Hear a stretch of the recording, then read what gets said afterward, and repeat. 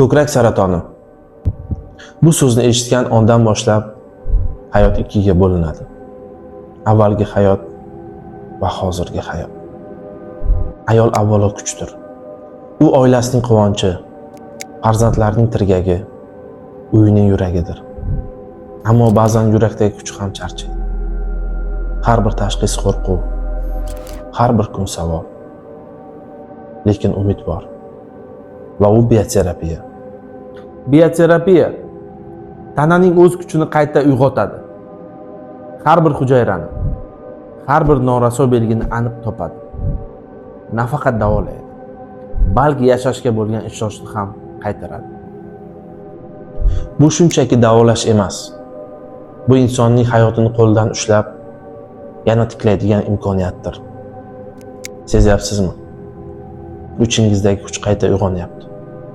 Siz yolg'iz emassiz. Sizda kuch bor. Biz siz bilan birga turib shunga ishonamiz.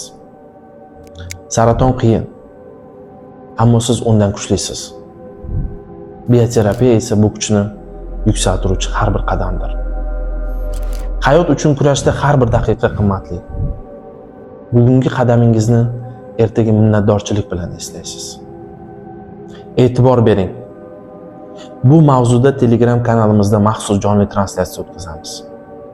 Bu efirda siz bioterapiya haqida yanada to'liq ma'lumot olasiz. Savollaringizga javob olasiz.